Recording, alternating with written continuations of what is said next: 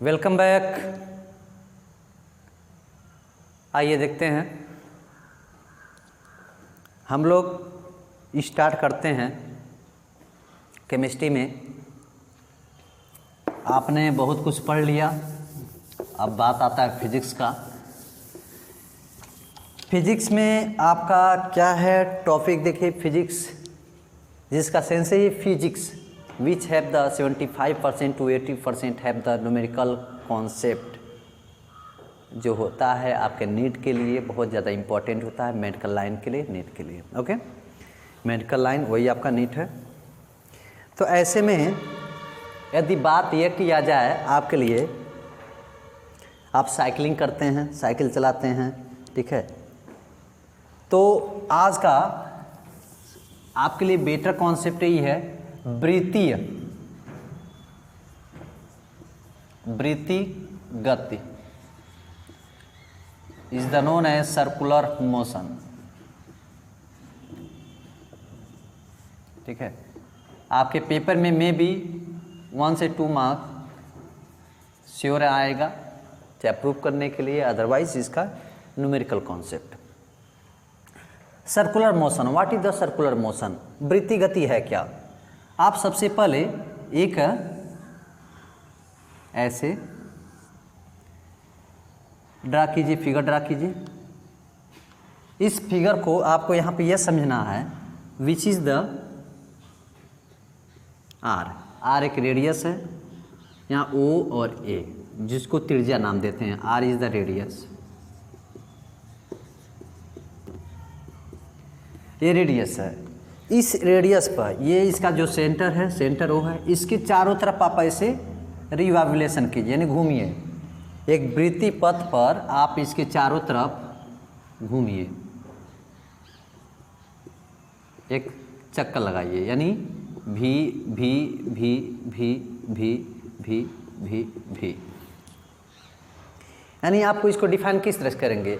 Define इस तरह करेंगे कि आपका एक जो है उसका मुख्य सेंटर से उसके चारों तरफ घूमे, यानी किसी एक मुख्य अक्ष से उसके चारों तरफ चली गई। कौन सा चली गई? वृत्तीय पथ पे, यानी गोलाकार वृत्तीय पथ पे चलती है, जिसे हम वृत्तीय गति के नाम से देते हैं। एक मुख्य बिंदु से उसके चारों तरफ घुमा गया या चला गया, इस द नोन एज वृत्तीय गति। ठीक है, वृत्तीय गति कहा जाता है। तो अब वृत्तीय गति को यह देखा जाता है कितने टाइप का होते हैं, how many type of the circular motion, कितने प्रकार के होते हैं। ठीक है, तो ये आपके 2 टाइप होते हैं, टाइप ऑफ सर्कुलर मोशन। ठीक है, यानी आप यही बोल देते हैं कि ऐसे कंडीशन में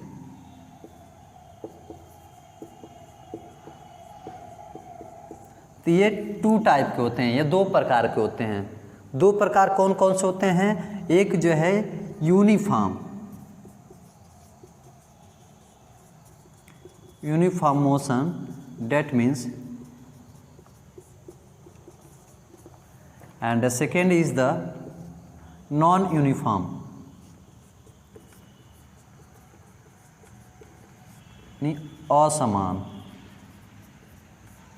असमान गति जिसको नाम देते हैं। ठीक है, तो असमान गति आपको यहाँ पर यह समझना है कि यूनिफॉर्म हो गया, असमान हो गया, मतलब नॉन यूनिफॉर्म हो गया। तो इसमें अब इसी बात को यदि हम यहाँ पे समझें,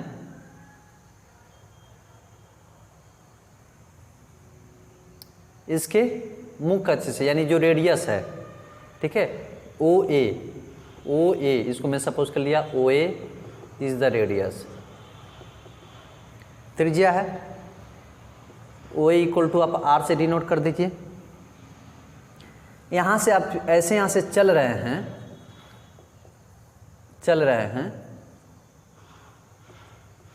ठीक है, तो ये भी वेग से चला जा रहा है। किस वेग से?